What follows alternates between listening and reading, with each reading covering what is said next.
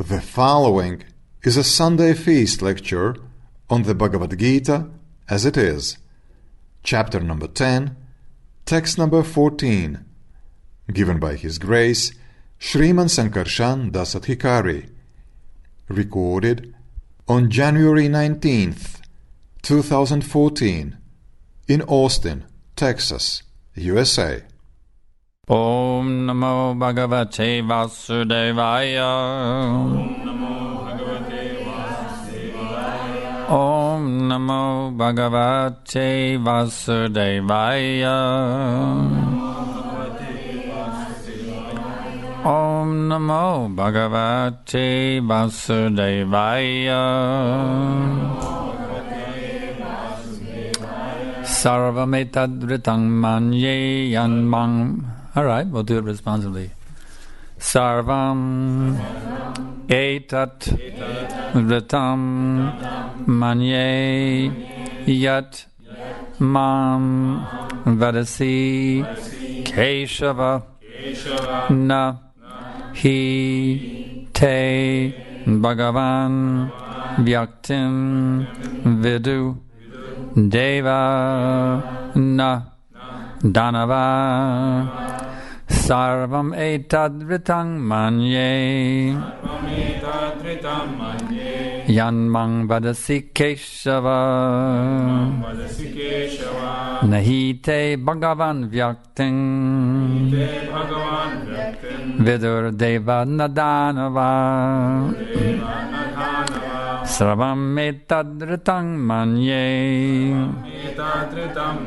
yanmang vadasi keśava nahi te bhagavan vyaktiṁ vidur devā na dānavāḥ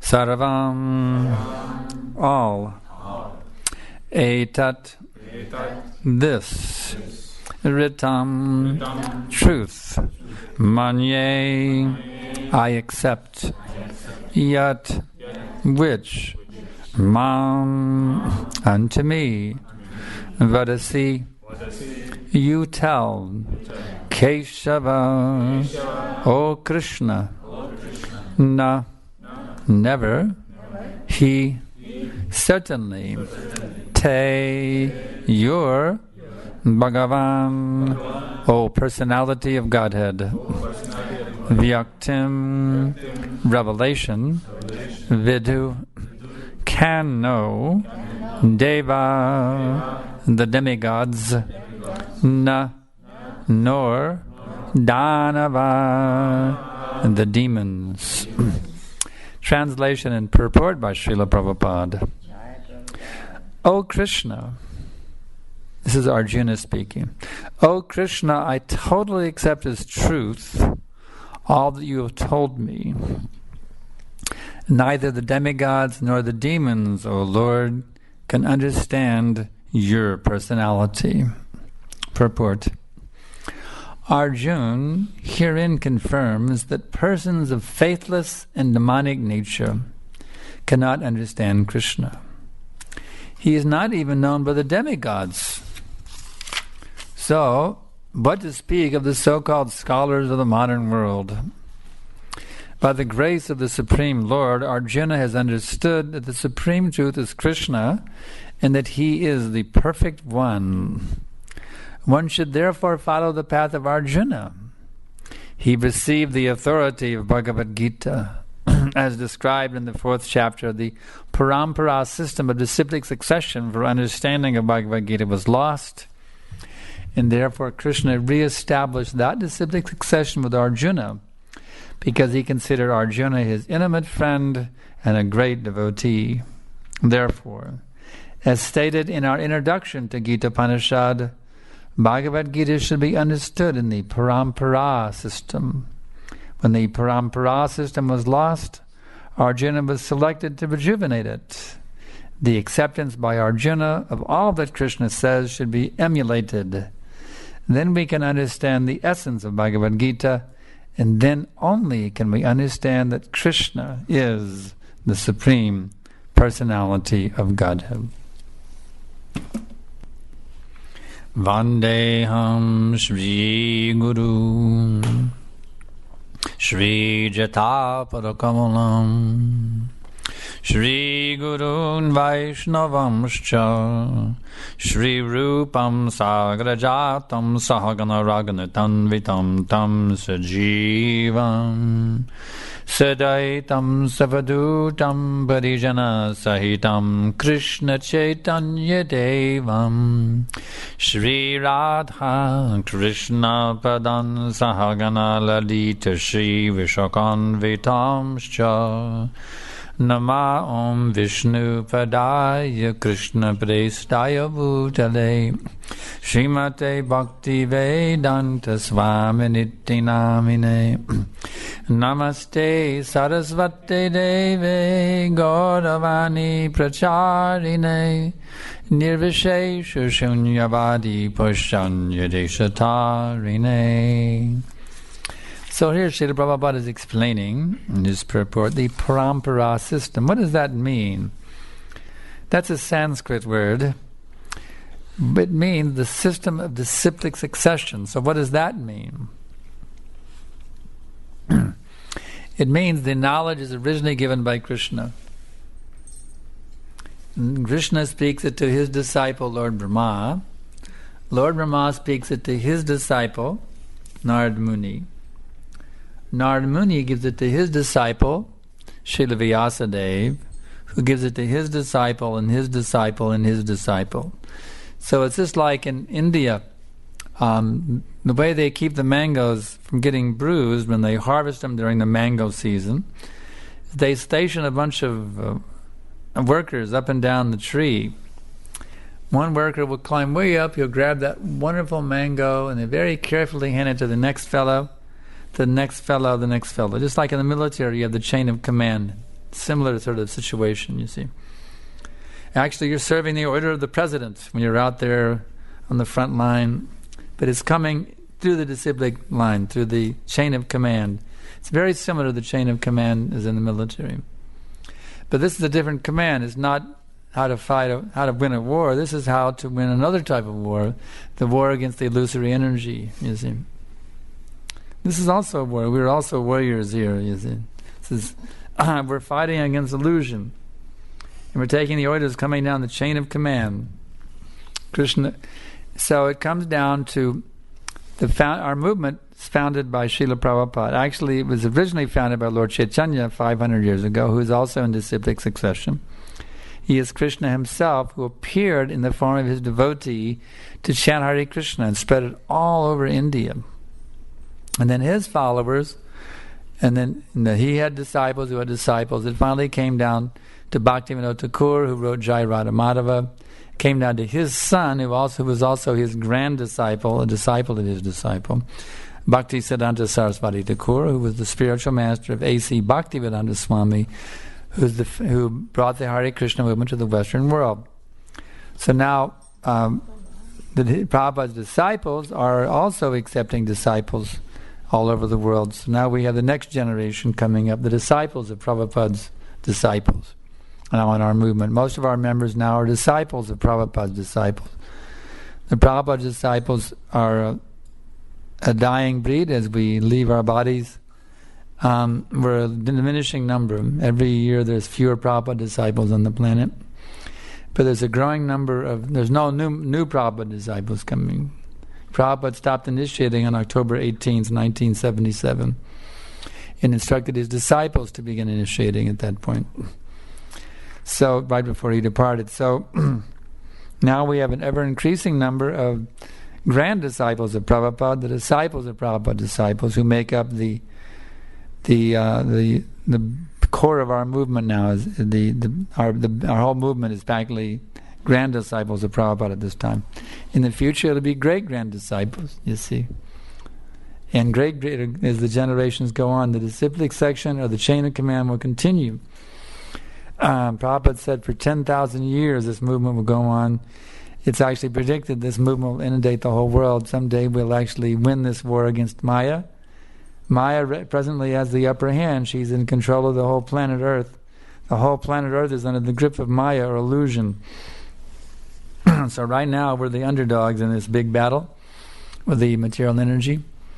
But we have launched a spiritual revolution. We've declared war against the illusion. Prabhupada's our commanding general, and we're his assistants, you see, helping Prabhupada to make this world Krishna conscious. Because actually people are suffering without Krishna consciousness. Why is that? See, the basic premise that modern day civilization is based on is a false premise. It's, I am this body. This body is me. And the scientists even go so far as to tell us we're not really persons. We're just machines. We're just robots. That's what they actually tell us. They actually state it directly. We're nothing but one famous scientist says we're nothing but robots. He says lumbering robots is the exact word he used. That's who we actually are. We're not really people. We're just machines. We're just chemical reactions. That's all we are. It's just like you put some baking soda in a test tube. You add something to it, and it foams up. That's all we are. We're just some kind of chemical reactions. Some kind of complex chemical reactions is all we really are. So it's obvious in that sort of ridiculous, philosophical basis, which is modern civilization is based on, this kind of garbage, that people are going to be frustrated. They're going to take guns now. I bet every 2 weeks somebody takes a gun. They go to a school, a movie theater, go to a shopping mall, and they just start shooting because these people are so frustrated nowadays, you see. People are bewildered because they've taught us a false conception of who we are. We don't really know who we are. If I ask you who you are, you'll identify with your body immediately. Well, I'm, such and such guy from such and such place, or such and such girl from such and such place. You see, I'm young, I'm old, I'm middle-aged, I'm American, I'm Indian, I'm this, I'm that. It's all based on the body, which is a false conception of the self. So it's just like, here you are wearing a green shirt, okay? All right. Now that's not really you, is it? It's just a garment you're wearing. But this body is also a garment, just like that shirt is a garment. If I told you, you must be a very good green shirt. You see, you might not be a good green shirt. Now how can you do that? It'd be frustrating. Well, I'll try to be a good green shirt because you told me I'm a green shirt. I want to please you, so you tell me I have to be a good green shirt. Well, I'm going to try really hard to be a good green shirt, but I'm trying all hard. I keep trying, and somehow I just can't just be a perfect green shirt. I've tried, but it just doesn't work somehow or other, you see? So we're frustrated. I'm trying to be a man, I'm trying to be a woman, I'm trying to be an American, I'm trying to be an Indian, I'm trying to be a Texan, I'm trying to be a this or that. But it's bewildering because I just can't do it. It's not me. So one actually has to become self-realized. You have to inquire who I am really. Well, that's called self-realization. Who am I actually? When one tries to figure out who am I actually, you can analyze how you're not really your body because, you were sitting there in a little baby's body, right? 30, 40 years ago, and 20 years ago, 10 years ago, whatever. Now, you were there.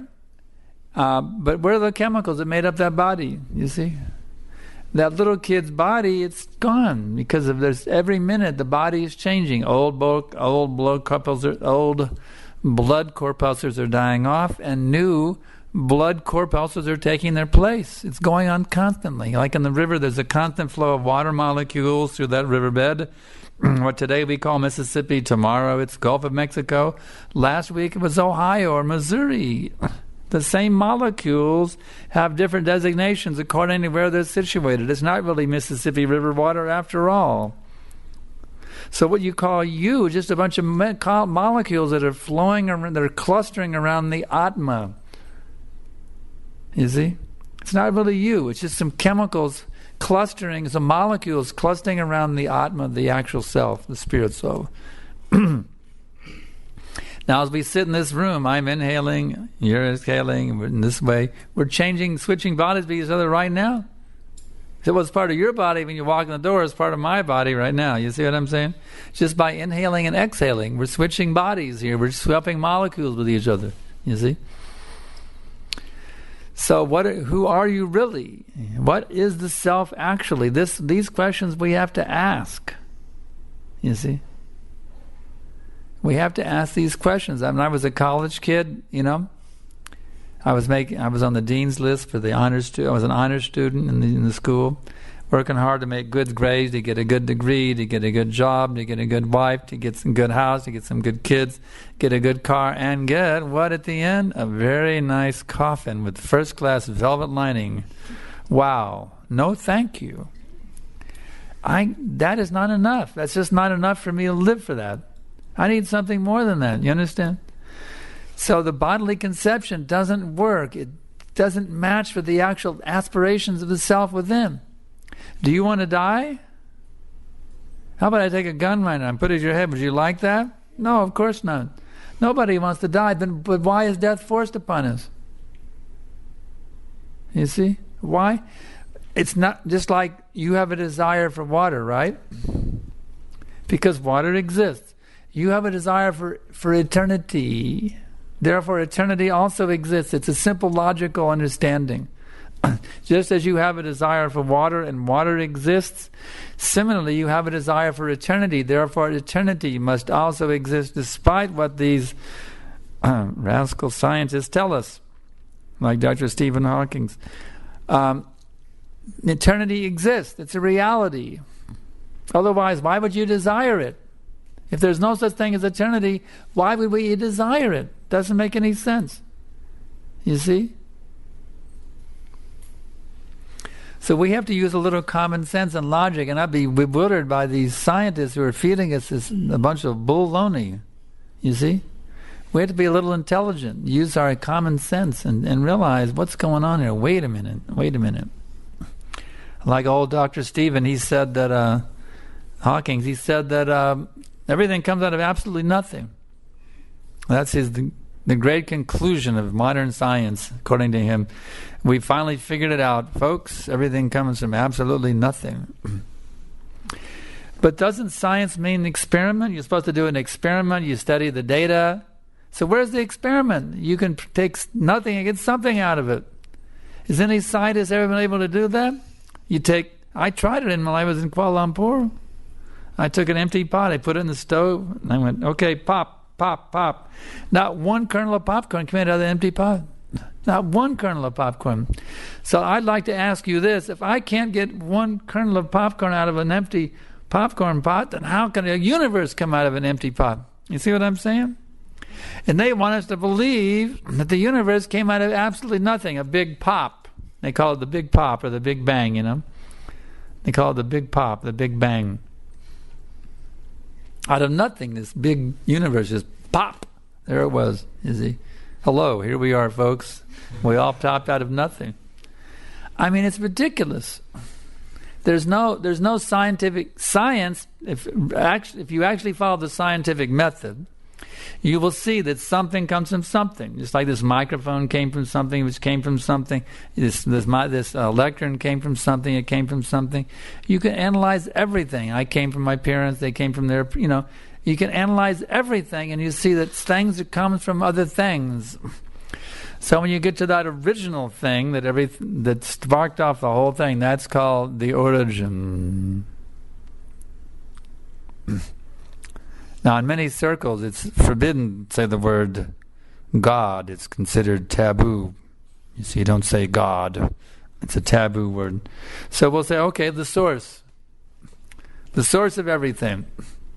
Everything has a source. It's not sourceless. There is a source for everything. You see, that's all we're really saying. There's a source for everything. If you say there is no God, you're saying there's no source. It all came out of nothing. It's completely unscientific. It's scientific because the evidence shows us things come from things. Everything we can analyze comes from something. So therefore there's an original something. That is a scientific conclusion. Theism is scientific. Atheism is a bunch of dogma. Or they say ballyhoo. Ballyhoo, yeah. A bunch of ballyhoo. Hot air, Science is scientifically we can understand there is an origin. The theistic conclusion is there's an origin, that's all. That's all theism is really saying. There's an origin for everything. Therefore, theism is scientific and atheism is nescientific, which means nescience. There's science and nescience. It means not scientific at all, it's simply ignorance. But in the schools, you won't hear this. In the science departments, you won't hear this. They feed you all this nonsense about everything came out of a big pop, a big bang. You see, that's what they'll teach you in the schools. This is science. That's what they teach in the universities. That's the standard version in the media, talking about the universe. It's the standard version. It's the gospel. It's gospel. You're supposed to accept it. Otherwise, you're a religious nut if you don't accept it. That's the propaganda. But they're the biggest nuts. Because theism is scientific, atheism is simply blind faith. You see? So we can understand through logic, and it is confirmed by what we are reading here, that chain of command, that disciplic succession, coming down from the beginning of the universe. We actually hear testimony from that person who's the origin of the universe. Now it gets really interesting. You can actually hear testimony from that person who's the origin of the whole universe. He actually kindly came to this planet 5,000 years ago and spoke some teachings. It's called the Bhagavad Gita. And he explains in chapter 10, text number 8, Aham sarvasya prabhavo matak sarvam pravartate iti madva bhajante mang buddha bhava samanvitaha. I am the source of everything, of all spiritual and material worlds. Absolutely everything emanates from me. The wise who know this perfectly engage in my devotional service and worship me with all their hearts. Now, this is pretty interesting stuff here. You can actually meet that person. And then you'll know it's not blind faith, you see. You can actually qualify yourself to meet that person. It's not that you can just, get in the car and drive over to his house or something like that. But that person is actually present everywhere, as described in the Brahma Samhita. Ekopi ṛtaṁ jagananda tim yachtaktarasti jagananda chayajyaranta andantarasta paramanu chayantarastam govindam adipurusham tamaham bhajami. He is an undifferentiated entity, as there is no distinction between potency and the possessor thereof. In other words, he and his creation are unalterably interlinked with each other. You see, they're connected. There's no distinction between potency and the possessor thereof. In his work of creations of millions of worlds, his potency remains inseparable. It's the same point made again. He doesn't really get separated from his potency. It's not that he wound up the whole creation and walked away and abandoned it. You see what I'm saying? He and his potency are inseparable. In his work of creations of millions of worlds, he and his potency are inseparable. All the universes exist in him. Now it's really getting interesting. In other words, you can't really separate him from his creation because everything exists within him. There's nothing that exists outside of him. Wow. That's pretty mystical, you see. For me, I'm here and everything is outside of me, but when you speak about God or Krishna or Jehovah or Allah, whatever name you want to use from the scriptures, that person includes everything within himself. There's nothing that exists outside of him, but yet he is distinct from everything at the same time. He's distinct and non-distinct at the same time. In other words, it's all his energy, but yet he's the energetic source, and that is his energy. There's the energy and the energetic source of the energy. In his work of creations of millions of worlds, his potency remains inseparable. All the universe exists in him, and the last point is, he is present in his fullness in every one of the atoms that is scattered throughout the universes at one and the same time. And the author of this text, Lord Brahma, says, such is the primeval Lord whom I adore. So this is a person you can actually love him, and even more, just say, like I say, I love you, that's pretty nice, but if I say, I adore you, wow, we're really getting heavy, right? I adore you, you see. So this is the feeling of Brahma for the Supreme Lord. Not just, I love you, my Lord. No, I adore you. You see. He actually adores this person who everything exists within him. Even Brahma exists within him. So everything exists within him, and he exists within everything. And within every atom he's present. So that Supreme Person who's the origin of everything, he's actually present right here, right now in Austin, Texas, this Sunday afternoon in this room. And even when you go home, he'll be there with you. When you get in your car, he'll be there. You can't go anywhere. That person is not present. The only thing that's separating us is our consciousness is clouded right now. You may say, how it's possible? Well, I tell you, how many radio stations are broadcasting, how many different radio stations, vibrations are vibrating in this room right now? Maybe 20? Maybe 30. I don't listen to the radio to answer that question precisely. But there's maybe 20 or 30 radio shows that are actually audible in this room right now if you have the proper instrument, namely a radio, to tune into them. Same thing. Huh? Isn't the same thing for television? Television, the same thing. Except for cable, that's different. But that's why I use radio as an example. But they have broadcast TV as well, where not only you can hear it, but you can see it. So the point is, there's all these vibrations in this room right now, and they're fully present. We just have to have the proper instrument to perceive them. You can hear, Martin Luther King, a recording of Martin Luther King gave him his famous I Have a Dream speech right now. It's vibrating in this room. You just have a radio set to tune into it. You see what I'm saying? So in the same way, Krishna is fully present right here, right now. But more so than just a recording. The original Krishna is fully present. And you just have to have the proper radio set to tune in, the proper radio TV set to tune in. You do already. It's called consciousness.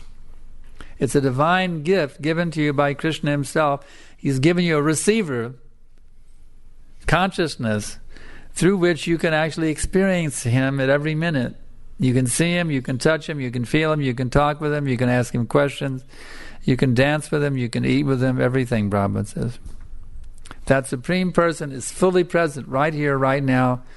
But the only trouble is we're covered by all this material dirt. It's like a mirror that's been sitting there for 5,000 years accumulating dirt. And you go to look at your reflection and you can't see anything except the dirt. So you got to get out that Windex and start scrubbing, you see. So what is the Windex? Hare Krishna, Krishna Krishna, Hare Hare. Hare Rama, Rama Rama, Hare Hare. By scrubbing, gradually everything will become it'll become clarified and you'll see Krishna. So then, but you'll never see that nothing that everything supposedly comes out of, because it doesn't exist. It doesn't exist. You'll never see it.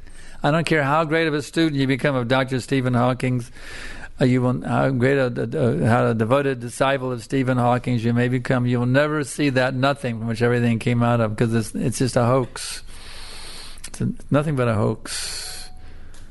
Nothing but a ridiculous, stupid hoax that everything came out of nothing. They're very proud of being empiricists, but they don't follow their empirical method when it comes to the Big Bang Theory. It's just a miracle. Unexplained miracle. There's no empirical evidence for it at all. So, are there any questions? Yeah. You mentioned Maya, this world of illusion that we're constantly fighting. So, why Maya is supposed to be a devotee of Krishna's? Why does she give some devotees who are trying sincerely to be better in their devoteeship a hard time? Why does she... What's her question about, John?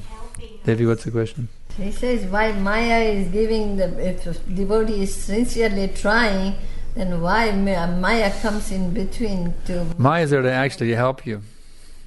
For a devotee, Maya actually helps you. Sometimes they say that adversity makes you stronger. So for a devotee, Maya actually will, just like you take in an exam, you take a tough exam and you're in a course at the university, that exam is not meant to defeat you, it's meant to strengthen you in your command of the subject matter. So Maya sometimes put the devotees in difficulty not to hurt them, but to help them, you see. So Maya is actually the pure devotee. She's described in the Brahma Samhita that actually she's acting in accordance with the will of the Lord. So if you're trying to become Krishna conscious, Maya is actually helping you. Even by putting you in difficult situations, Maya is helping you to strengthen yourself in Krishna consciousness. Want to add something to Dev? Yeah. We are so degraded, we are so much lusting over all kinds of sense gratification.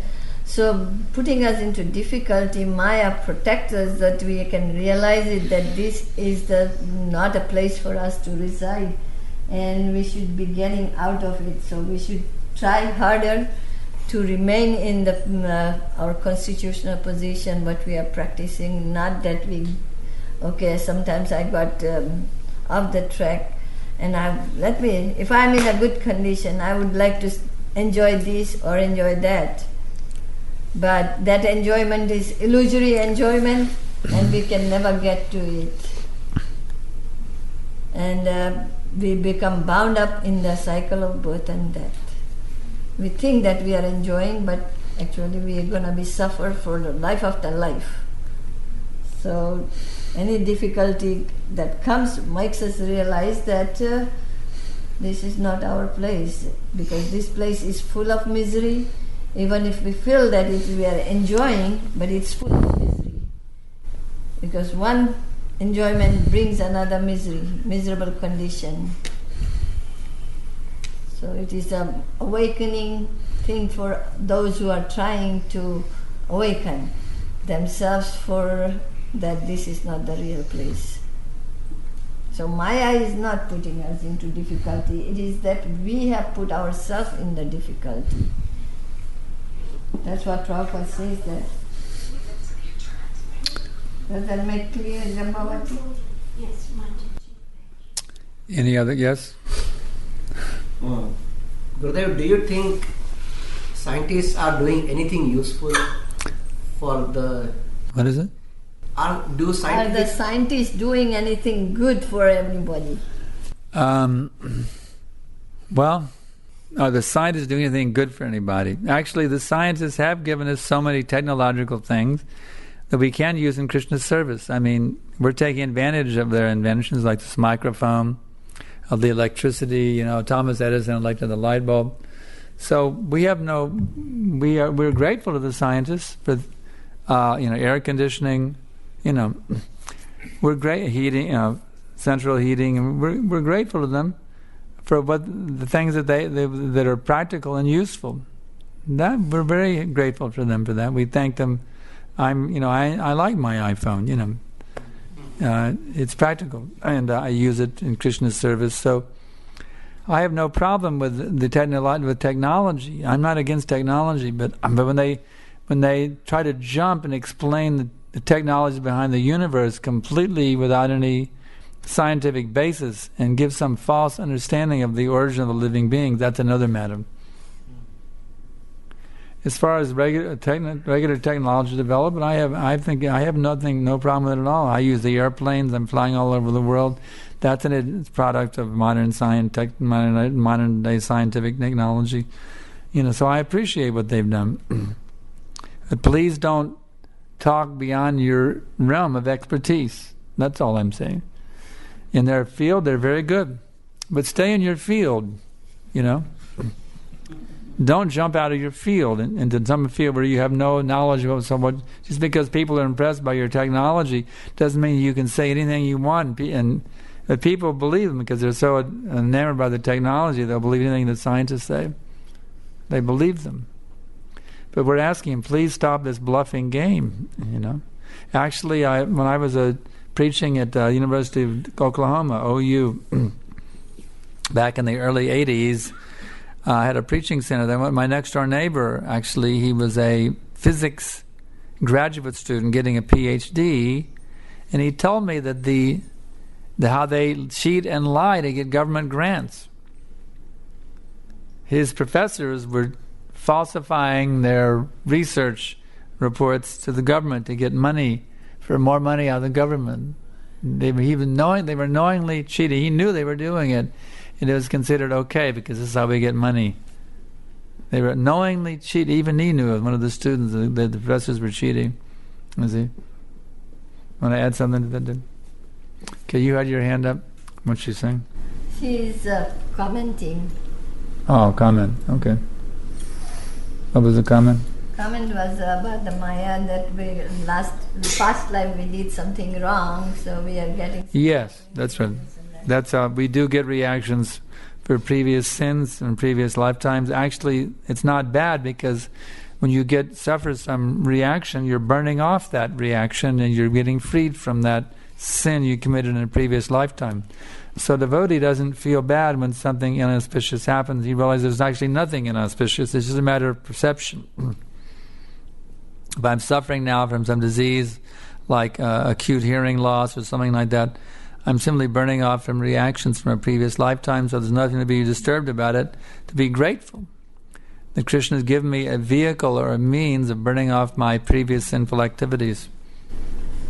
I guess I mentioned that in a way that Maya is not giving us trouble, but we are putting ourselves in difficulty by doing all nonsense that we are not supposed to do. Because everything what we do without Krishna consciousness, even walking, sitting, we are committing sinful activities. People don't realize these things.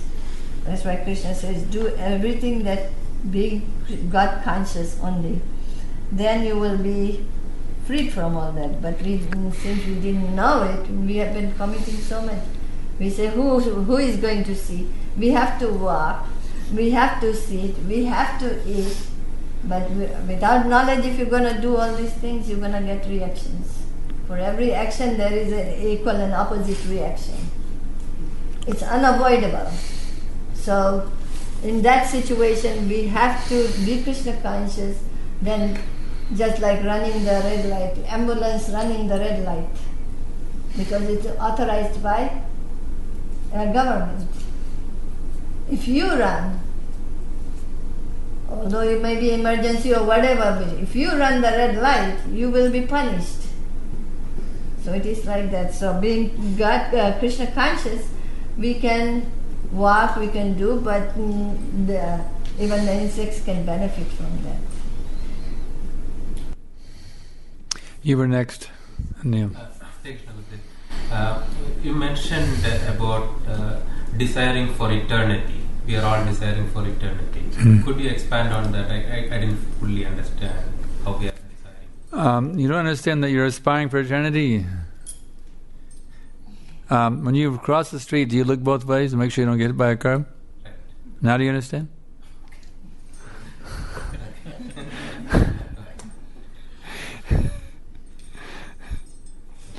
If I bring a gun right now to put it at your head, will you say, "Oh, please don't shoot"? No, everyone wants to live. Only a few nuts will desire suicide. They get so frustrated. But people want to live. Everyone has this survival instinct. Even a dog or a cat, even an ant. When you put an ant walking on the floor and you put your finger, he goes the other way because he's afraid you're a predator, out to crush him with your finger. Even a tree. When I was a kid, we used to go Boy Scout camping with the Boy Scout troop at a place called Joe's place. It was a ranch. This guy named Joe. He let us stay at his ranch. I noticed in the woods there was some thick woods there, and I noticed some of the one tree, instead of going up like this, it went like this. It went parallel with the ground until it got to a clear spot, and then it went up. So even the tree has a desire for survival. He was germinated or grew up as a seedling in a place there was no sunlight. So to survive, he went instead of growing straight up, instead of going vertical, he went parallel with the earth until he found sunlight, and then he went up because he wanted sunlight. So even a tree has a desire to survive, you see. The survival instinct is there in all living creatures, you see, because everyone desires eternity. But in this material world, you cannot have it because these bodies are temporary. That means this material world is not our actual home. We are citizens of that eternal realm where everyone lives forever. Is that clear? Okay, you had a question. Yeah. Why are we punished for previous births' mistakes in the present birth? Because the soul. Why are we punished for previous sins? Yeah. Why not? Why doesn't God punish us in the same birth itself? So why are we punished? Why doesn't God punish in the same birth? Why do we have to suffer from past and previous in this previous? Why can't we get rid of all of it right now? Sometimes you have too many sins to get free from one lifetime. So they have to carry over to the next. So Krishna does say the intricacies of action are very difficult to understand. He says that in the Gita. Actually, there's some purpose for that to help us.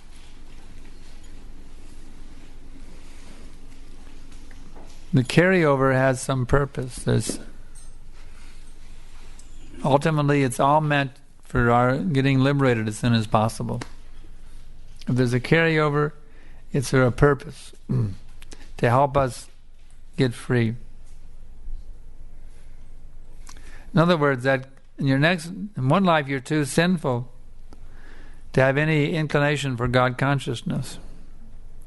In your next life, of course, you suffer in that previous life, and then one also can go to the hellish regions, the Yamaloka, and be punished some more for one's sins. One is punished for that, but then there's some residue. In your next life, you start off more or less with a clean slate. Like babies are pretty innocent, you see. You start off with more or less a clean slate and every time you take birth, although there's some residue from the previous lifetime, which is actually meant to help you become serious and sober about why are you suffering when you actually want to be happy. Why are you suffering? So that residual suffering that you didn't get punished from in a previous life is there to help you to inquire about why am I suffering, so that you can then come in contact with a bona fide spiritual master who then enlightens you actually why you're suffering, so you can become self-realized. So this carryover is actually to help you get self-realized in this lifetime. It's Krishna's mercy there's some carryover of sinful reactions to help you get sober and serious, so you can look for a bona fide guru to relieve you from your karma. You see, because when you take shelter of a bona fide spiritual master, at the time of initiation, you're cleared off from practically all of your sinful reactions at the time of initiation. So that residue of sinful reactions is very good to help you seek a spiritual master and take shelter of him by initiation. Any other questions? All right, you're the next, and you'll be after him. Okay. Brother, how would you comment about the Charles Darwin? About what? The Charles Darwin's theory. Oh yeah. Darwin's theory. Darwin's theory. Darwin's theory. Well, I'm sure that Darwin came from the monkeys. He even looks like a monkey.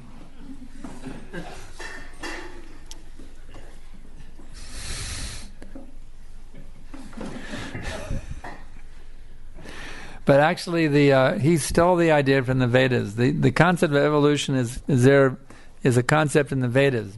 He twisted it. That's all.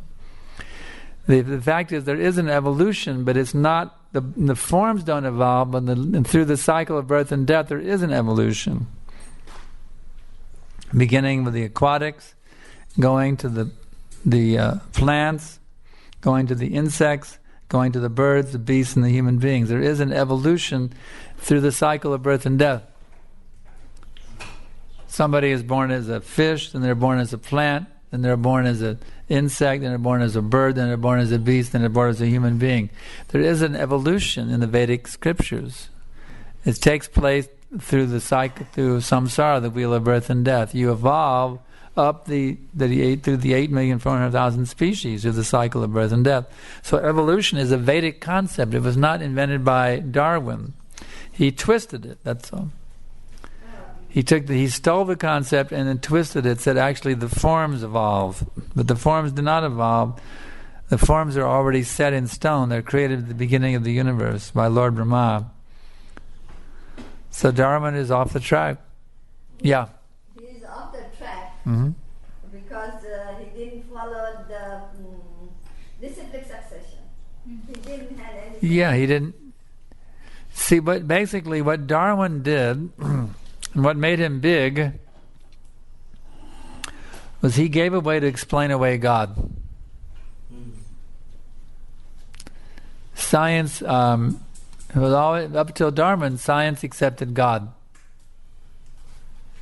But he gave a way to get rid of God. And because people are becoming more godless as the age of Kali progresses, it was natural that people would be attracted to something which gave them a way to explain away God. So, and therefore Darwin has become very popular because he came up with a way to explain away God. Yeah. Sir, just a comment. I think my understanding of the scientific method is it's only a theory also. And really, science can never truly prove anything. It's always a theory. And then a scientific... That's actually correct. Yes, and a scientific revolution will take place when a new explanation or theory further explains previous anomalies. So even the scientific method itself, which is a lot of this is based on, or pharmacy or science in general, if there's another paradigm that better explains that, the current scientific method will go away and be replaced by that. That's a brilliant statement. Now, consider this point. Modern day science is based on the idea that only those things that are empirically verifiable have objective reality. You see, the whole thing is based on that. But is that empirically verifiable? That concept cannot be empirically verified. So the whole thing is built on quicksand. It's built on a false platform. It's like building your house on quicksand. They built a whole system of knowledge on quicksand, on philosophical quicksand. You see, it's not solid. Yeah, it's a brilliant statement you made. Sir, I think that what you can't see is real. Karma is real. Love is real. That's what is important on this planet. Like Janis Joplin said, freedom's just another word for nothing. Nothing left to lose. It ain't nothing if they're free. So see, you can't even see yourself. Right. Can you prove that you exist? Yeah. The actual self is not. We can't even see it. He's invisible. You see, the self is a primeval, cognizant particle of indivisible, invisible, infinitesimal, anti-material energy. That's the actual self. So you can't even see it in our present state. We can't even see ourselves. We just see this covering of the self. We can't even see the self. Prove that you exist. Prove that you're not a figment of my imagination. You see what I'm saying? Can you prove that you actually exist? What is your proof that you exist? You see, all this whole thing is, the whole way that they try to know things is fallacious. It's based on imperfect senses. Just like I may hear an explosion and I think, I think the car backfired out there on the street, but actually somebody's got shot. Somebody was just murdered, and I thought a car backfired. It could be the other thing. Our senses are imperfect. Therefore, because our senses are imperfect, therefore we have a tendency to be illusioned. And because we have a tendency to be illusioned, therefore we make so many mistakes. Just like Gandhi was warned, don't go to that prayer meeting, there's going to be danger. But he went anyway and he was shot dead. You see.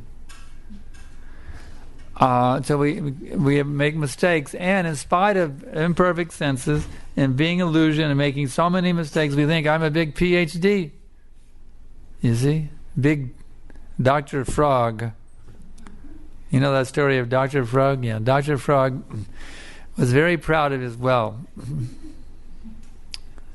He said, "My well is the biggest body of water in the whole universe." Ribbit, ribbit. He declared to all of his students, he had many little frogs who were students, like Freddie Frog and Stevie Frog. He had so many little frogs that were his students. Dr. Frog, you know. So Freddie Frog, Johnny Frog, you know, Billy Frog, so many little frogs were his students. Yes, Dr. Frog, you're the greatest scholar, you're a Nobel laureate, you're the greatest PhD in the whole universe, and your body of water is the biggest body of water in the whole universe. But little Freddie, he got a little curious. You see, Freddie Frog. One day he just started to go hopping. Hop, hop, hop. He hopped a long, long way. He kept hopping, hopping. He was really curious. And he came across a body of water called the Atlantic Ocean. And he went, wow.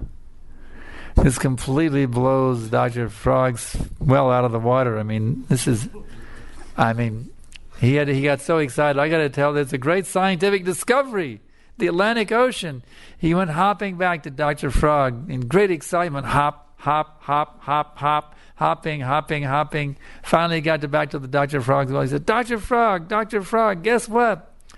There's a body of water much bigger than your well. And Dr. Frog said, what are you talking about? You're crazy. My body of water, my well is the biggest body of water in the whole universe. Ribbit, ribbit, ribbit. So Freddie said, no, Dr. Frog, it's much bigger. It's much, much bigger. You have to believe me. I mean, I can take you there and show you. It's huge.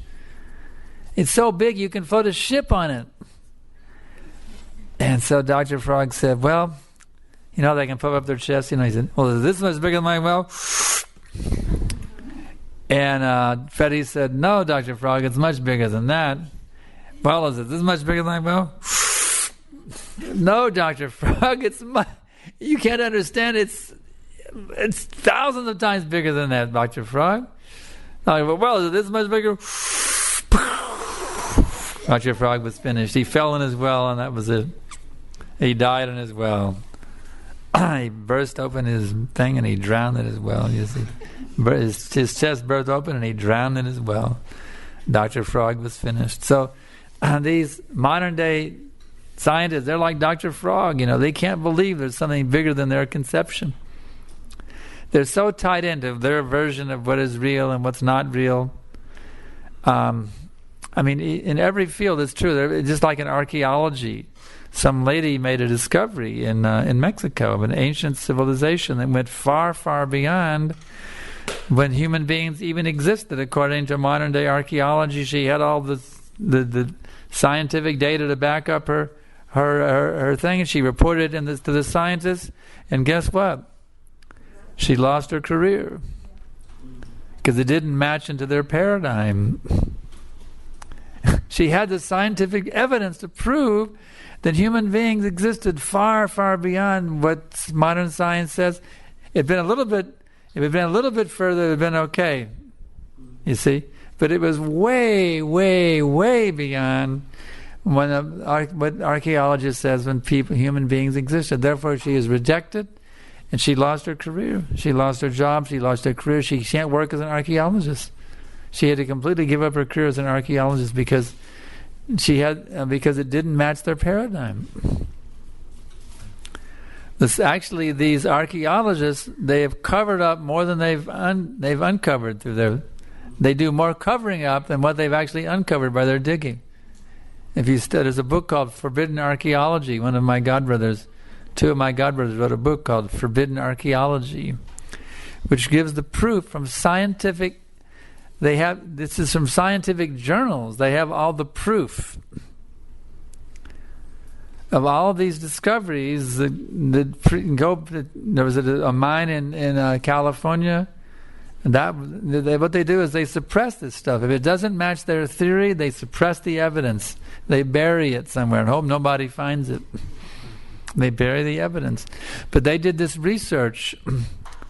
Actually, they were starting to do this book, and what they did, they had a library card for some library in California, and through libraries you can get books from other libraries. So they actually got books from libraries all over the world about archaeological discoveries, and they found documented evidence of some, and they put a huge book together. It's like 1,000 pages or something. Forbidden Archaeology is a huge book with all this research, with drawings, with diagrams, all the stuff they got out of all these books. Scientists documented their discoveries, and these things are not taught in textbooks.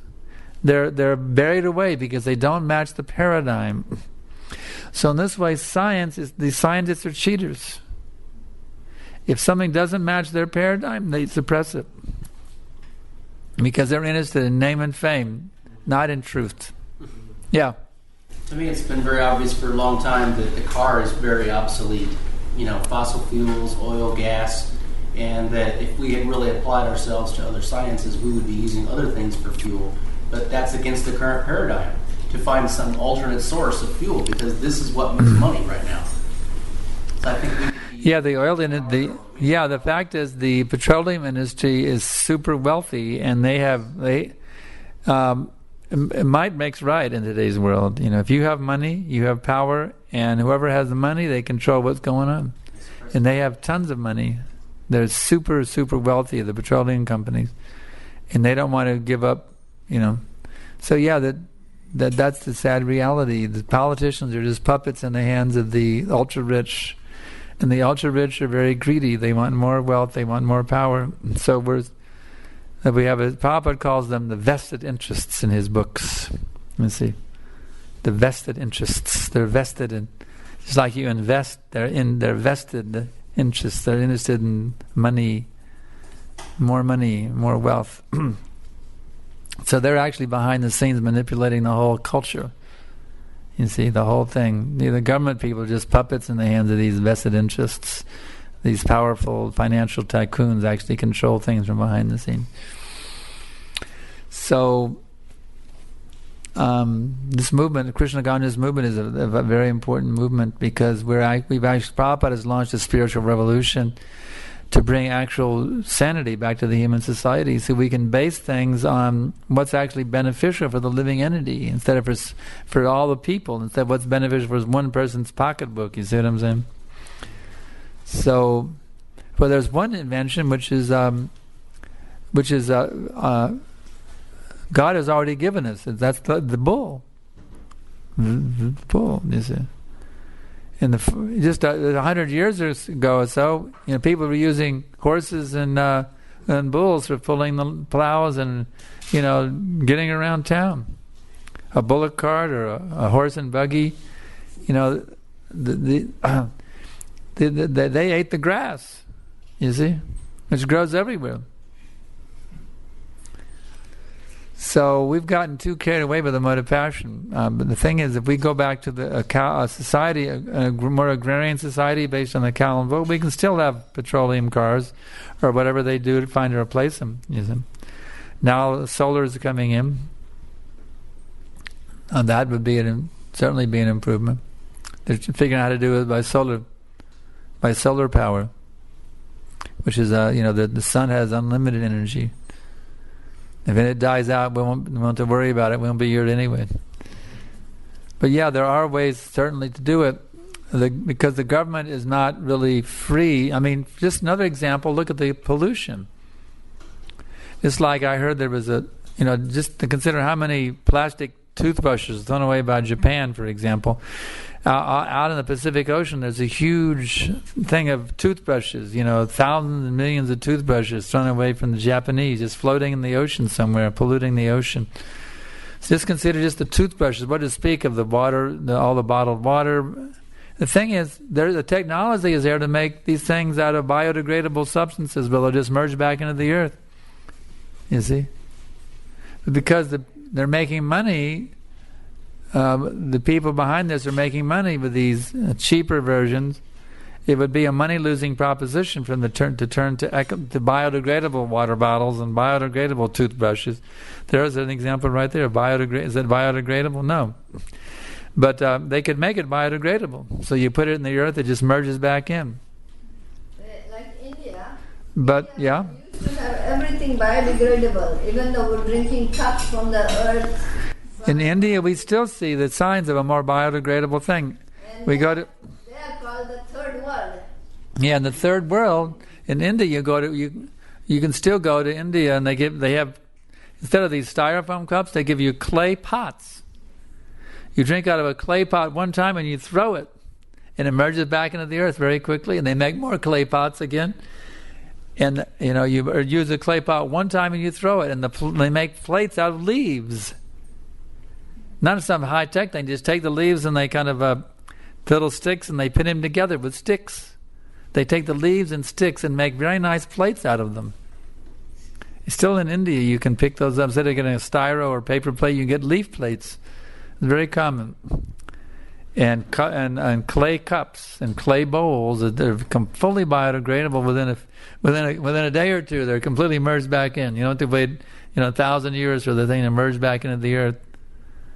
So the technology, but because it's all based on greed and profit, it's not based on common sense. If you had a president who said, okay, we're going to get rid of all these, somebody's running for president, we're going to get rid of all the plastic bottles and just have biodegradable stuff for toothbrushes. We're not going to turn the planet into a waste dump in the next 50 years. We're going to have everything's going to become biodegradable from now on. Would anybody vote for him? Only a few people. Very few would vote for him. You can't even get on the ballot, such a person. You see? You couldn't even get on the ballot. Or to speak of get some votes. Couldn't even get on the ballot. So the thing is, the people are so misguided and so much illusioned that it's very difficult in a democratic society to do anything because the people won't vote for you. They won't. So the only real solution is to educate the people. Mass education is required, and that's why Prabhupada has written all these books, and he's ordered us to flood the world with these books, because these books, if people read these books, they'll get some understanding of who I actually am and how we can start to live in harmony with God and with nature once again, instead of this artificial society based on greed, based on exploitation, based on material sense gratification. You see, our society is based on a false conception of the self, that I am this body, and therefore my happiness is to gratify my tongue, my belly, and my genitals as much as possible. That's the whole society is based on this false premise. But actually, I'm not this tongue, I'm not this belly, I'm not these genitals. I'm actually a spiritual being seated inside the body. And what I really need to be happy is to have a loving relationship with that Supreme Person who's the source of all existence and all of His expanded creatures who've come out of Him. I need to have a loving relationships. You see, that's what will actually satisfy me, is having love for that Supreme. And automatically from there I'll have love for everything that has come out of Him, all living beings. Once I love the Supreme, it's like when you water the root of a tree. Where does the water go? Just to the root only? No, it goes to every leaf and branch in the whole tree. So when you give your love to the Supreme Person, to Krishna, Jehovah, Allah, whatever, Christ, whatever you want to call, when you give your love to the Supreme Person, now your love goes to every single living entity throughout the whole existence. Now, when you give your love to the Supreme, now you live in perfect harmony with His creation, you see. So you just have to be, we teach you in the Krishna consciousness movement how to be synchronized or in sync with the Supreme Person. How your every thought, your every word, your every deed will be in a perfect state of harmony with Him, and therefore you're a perfect lover of Him, and you'll be a perfect lover of every single living entity, even your enemies. You'll be the perfect lover of every single, even the ant crawling across your kitchen floor. You'll be the perfect lover of the ant, even the cockroach flying through your living room. You become a perfect lover of even the cockroach, the flying date. You see. which seems inconceivable, but actually when you love Krishna, you love and understand he's a living entity just like me, but due to his karma, now he's a flying date. He's one of these roaches. You see? And he'll become a human being again in a future lifetime. So let me at least chant Hare Krishna as he goes flying by. Hare Krishna. So you can hear the holy name, you see. That will help him get a human body that much quicker. There was a little, those slugs, those gross things. My god sister Govinda, he said, "Ooh, a slug, yuck." And Prabhupada said, "Chant to the poor creature." So she was going, Hare Krishna, Krishna Krishna, the slug, to help him get a human body that much faster, you see. The Hare Krishna mantra is very powerful. Anybody who comes in contact with this mantra will be elevated in their spiritual evolution, even a little slug or even a tree. If you have a kirtan under a tree, that tree will get a human body much quicker. And once he gets a human body, then he can become self-realized and get out of the cycle of birth and death. Anything you want to add, Devi?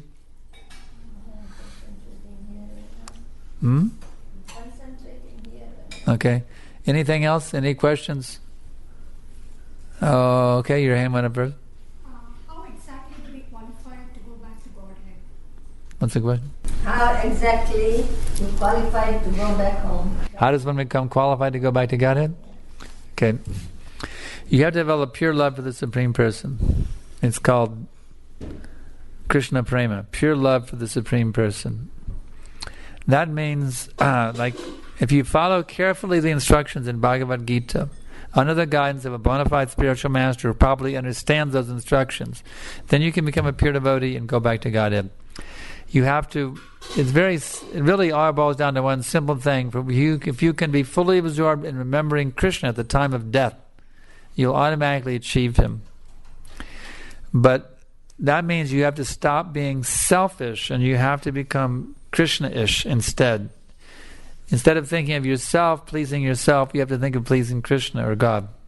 You see, you have to start meditating like that. Not what will please me, what will please Krishna. That becomes your new theme of your life. Everything I do should be for the pleasure of Krishna. Every thought, is this thought pleasing to Krishna? Are these words coming out of my mouth, are they pleasing to Krishna? Are my activities pleasing to Krishna? In this way, you have to remold your consciousness to do everything for the pleasure of Krishna. Because that's how you'll be able to remember him at the time of death, you see. So you have to be totally absorbed in Krishna consciousness. It's advised, therefore, one should have a spiritual master who trains you how to do that, who teaches you how to take your daily activities, whatever you're doing in your life, how to take your present situation and dovetail it with Krishna consciousness, how to connect it. You see, in any walk of life, as a soldier, as a housewife, as a professor, as a assembly line worker, as a student, anybody in any walk of life can, under the guidance of an expert spiritual master, can become pure devotee of Krishna. So you need to read first. Have you read Bhagavad Gita as it is by Srila Prabhupada? So are you chanting Hare Krishna Japamala every day? Not every day. That's what you need to do now. You need to you need to take you're on a vegetarian diet? Yeah, You take onions and garlic? Yeah. You need to, Krishna doesn't take onions and garlic, so what you need to do is taper off the onions and garlic. Any food which is vegetarian without onion and garlic, offer to Krishna before you eat it. Gradually give off. Put more asafoetida in it, and then it's okay. You just add some. Forget the onions and garlic. Put some more hing in there, and you'll be happy. You get good taste with the hing. You don't need the onions and garlic. Just put extra hing in there. Take the place of the onions and garlic. You see. Huh? Family members, they want to eat. Well, you have to cook separately for yourself. If the family, or wean your family too. Don't let your family keep you entangled in the cycle of birth and death. You've had millions of families and millions of lifetimes, and they didn't help you get liberated, nor will this one help you get liberated either. You have to fly your own airplane at the time of death. They're not going to take care of you at the time of death. The time of death, you're on your own. So you need to either wean them or just cook separately. Or what you can do is you add the onions, you cook it, and take out your portion, and then Put the onions and garlic for their portion. Offer first to Krishna. Offer it to Krishna, all of the food, and after it's offered, add your onions and garlic and give it to them. You can do that. It's extra work, but it's going to save you the time of death. So give up the onions and garlic, consuming it, and offer all your food to Krishna before eating.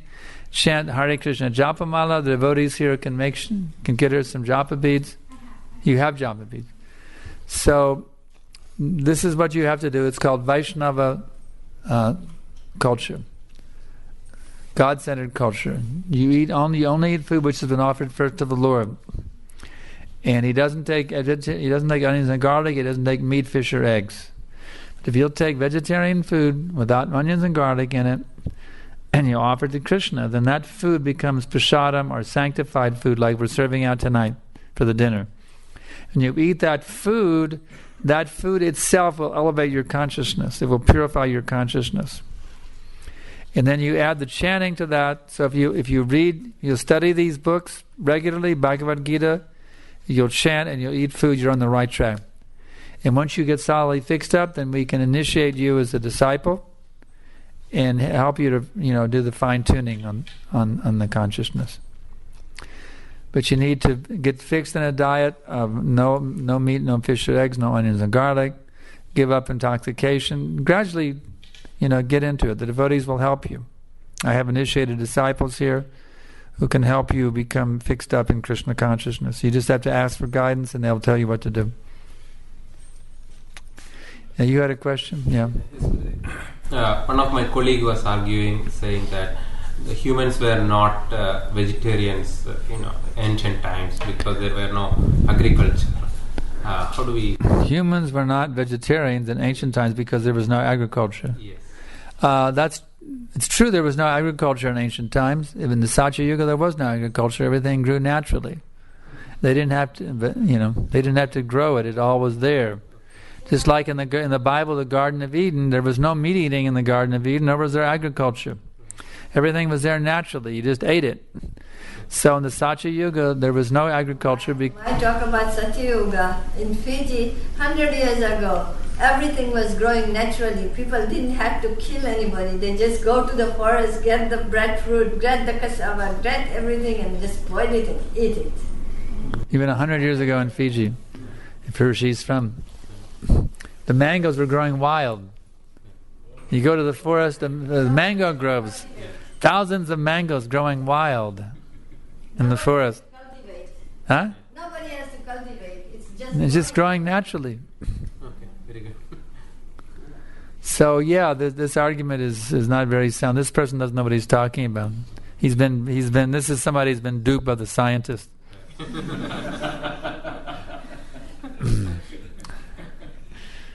Yeah. Just a small thing for kids who are here on scientists. Like we spoke about scientists. So I have read somewhere that towards the end of their life, most of the scientists realized that everything cannot be automatic. There has to be someone behind all this. But this is not made public because of the same reasons which you have told. What's that one? Kids can Google and search it. Then they will definitely like it. And also on this nuclear blast, the scientist quoted from Bhagavad-gītā, the verse, when that first explosion was made in the present times, he said that if people asked him, is it the first time ever in the history of mankind this is happening? Then he quoted a verse from Bhagavad-gītā that in the modern times, yes. Yeah. I don't know, but I can get that in the next minute. Yeah. Can you give me a summary, Deb? She is saying that before the scientists leave the body, they have realized that this doesn't happen, all this thing is by chance, it's nothing happens. They have or they should? They have. Some scientists have realized these things. There is one scientist right now in present. There's one scientist has some very good realizations. What's his name? Let's see. I forget his name. Rupert something. He's saying that science is promoting a religion called materialism, and it's dogmatic. This is Rupert something is his name. He's written a very nice book called what is it? Science something. I forget the name. But there are a few scientists, but he's considered a... To the iPhone? Is that name or the book? Bring my iPhone over here. Is that your iPhone or mine? Yes. That's yours? Yes, it is. Oh.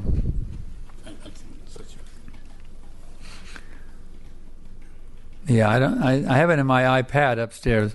I have his book actually is in my iPad. It's actually quite a good book because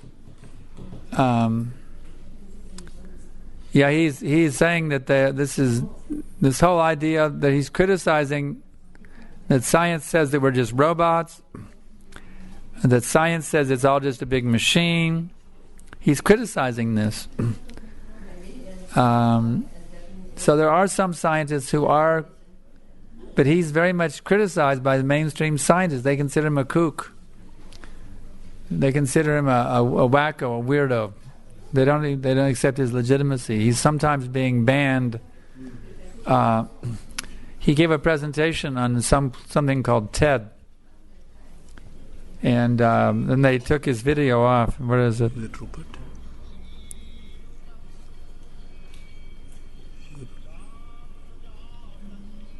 You have Siri in here? Yeah. Rupert Sheldrake. That's right. The science, he's had something called The Science Delusion by Rupert Sheldrake. Yeah, there are some scientists who are breaking free from the stranglehold of modern day science, but they're being very much criticized as being kooks, as being not legitimate. Rupert Sheldrake, yeah, you can get his book on Kindle and download it into your smartphone. It's really some good stuff in there to read. I recommend that book. Let's see. He has a book called Science Set Free. It's a very good book. Science Set Free, it's called. Rupert Sheldrake. I recommend the book. We don't agree with everything that's in there, but a lot of it is in line with what Prabhupada has been saying about the scientists. A lot of it. He's really, in many points, he's really, as we used to say in the 60s, right on. He's really hit the nail on the head on a lot of different points. So it's a fact. There are scientists who are speaking out, but they're being very much ostracized by the scientific community. Very much ostracized. But there are scientists like Rupert Sheldrake who are pushing forward, trying to get, convince people how we're being duped by the mainstream science.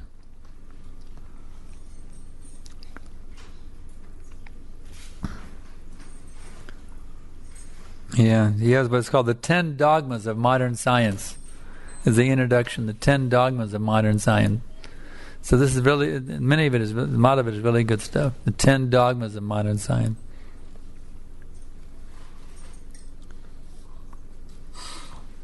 The scientific worldview is immensely influential because the sciences have been so successful. They touch all of our lives through technology and through modern medicine. Our intellectual world has been transformed by an immense expansion of knowledge down to the most microscopic particles of matter and out into the vastness of space. With hundreds of billions of galaxies in what he says is an ever-expanding universe. So, he says, here are the 10 core beliefs that most scientists take for granted. Everything is essentially mechanical. This is really his strongest point. Our scientist, ISKCON scientist Sariputta, he has a book called Mechanistic and Non-Mechanistic Science. Modern day science is mechanistic. It says that everything is essentially mechanical. There's no people out there, it's just all machines. He says dogs, for example, are complex mechanisms rather than living organisms with goals of their own. Even people are machines, lumbering robots, in Richard Dawkins' vivid phrase, with brains that are like genetically programmed computers. You're not really a person, you're just a machine. Your brain is just it's just a computer. It's not really, you're not really a person. So, on this first point, it really resonates strongly with our understanding that we got from our spiritual master.